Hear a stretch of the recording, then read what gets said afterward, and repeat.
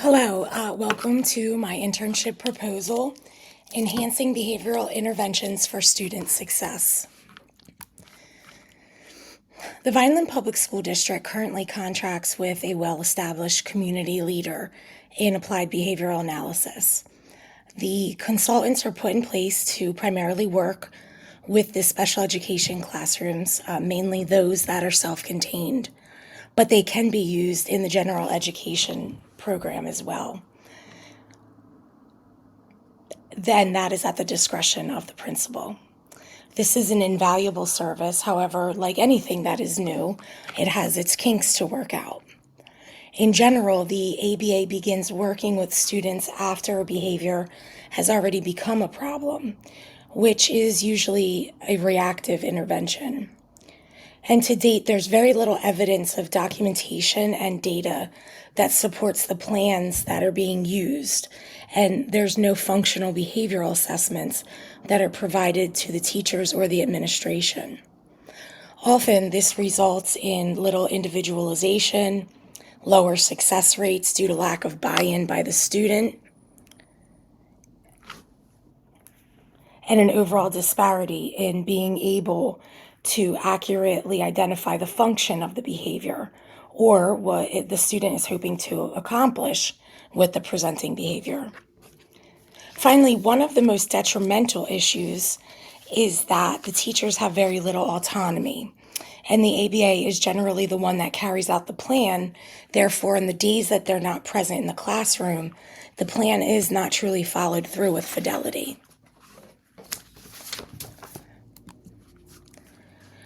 I propose that we start a more collaborative and streamlined framework, and that will be created to guide us through some of the shortcomings that we're currently seeing.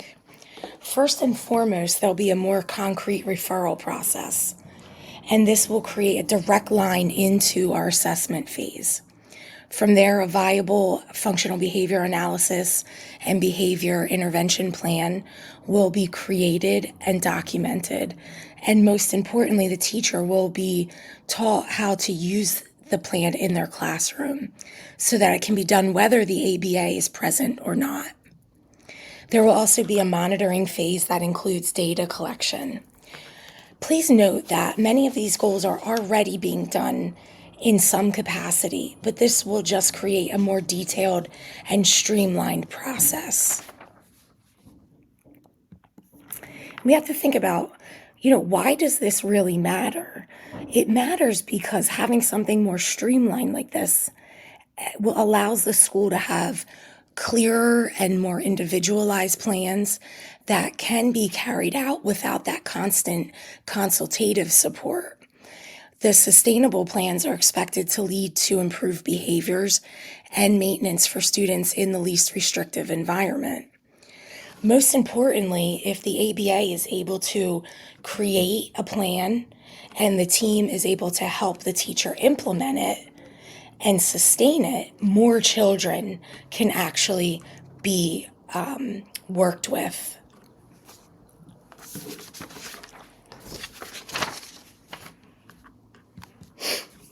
The proposal will be piloted at Dr. William Menes Elementary School, which is a K-5 school.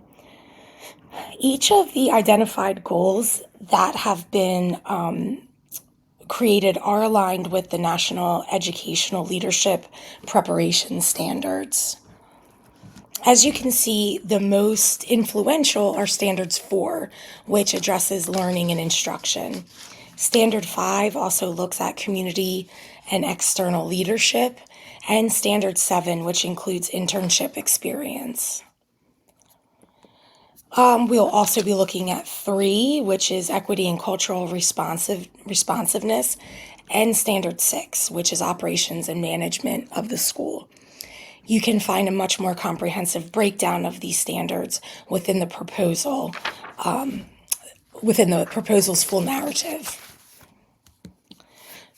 As mentioned, the proposal implementation will be at Menes Elementary School.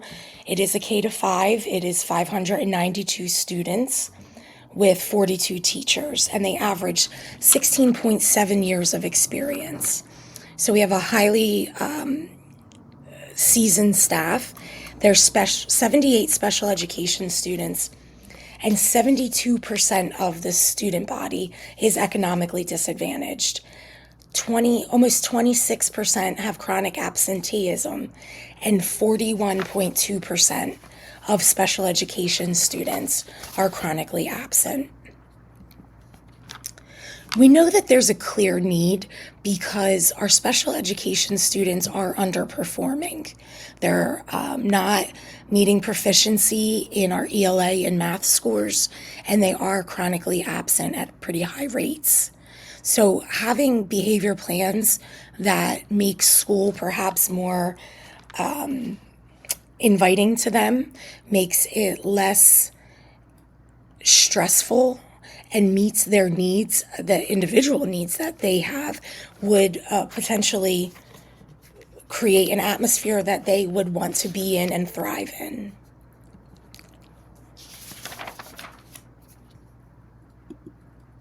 So it can be, stakeholders can expect a thorough representation of the framework, which will entail the expectations.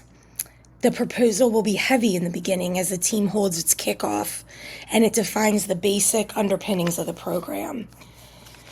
We would first define our mission, review and revise the goals and objectives as needed that have already been outlined within the proposal, and we would define our roles.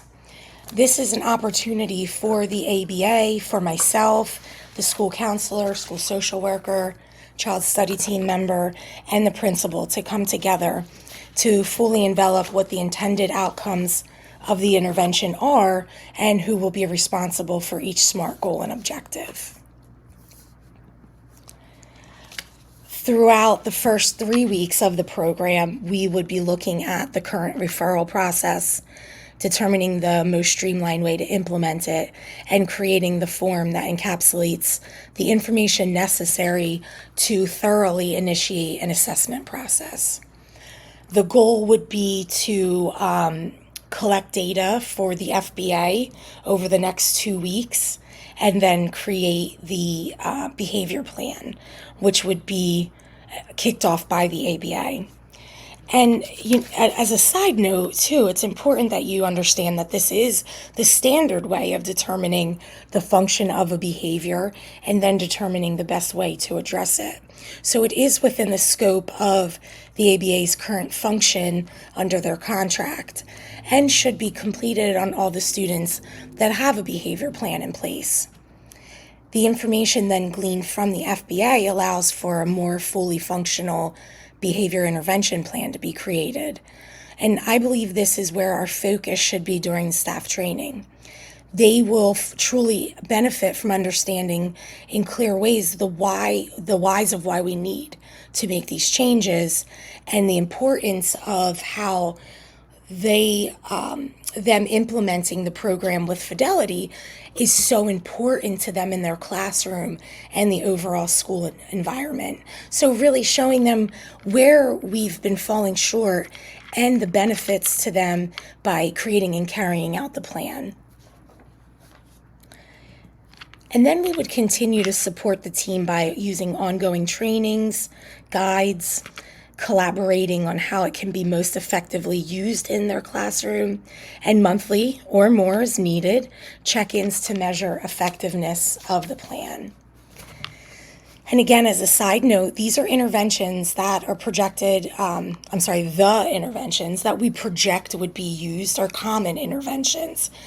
There is no need to continuously recreate the wheel in which we are making up new programs. Standard incentives are things like sticker charts and token systems, or periods of free time for the students. But we know that it's important to collect this data, and that's the difference in implementing this plan, is that if we have the intervention and the resulting token, and we know that they're of value to the student, because if it's not, it won't be effective, we will then be more certain when to use the intervention, and it becomes dependent on the outcomes of the FBA, and with the intention that it'll be more sustainable in the classroom and able to be carried out when the ABA should no longer be present. So we would also be looking at data. That is going to be our guide, not only with the implementation of the program, but the evaluation of the interventions as well as the mechanics of the framework. There will be regular reviews of the plans by the counselors and child study team members and the teachers and the ABA. We will make updates throughout the year as needed and when appropriate. The plans will be introduced and reviewed at IEP meetings with the parents.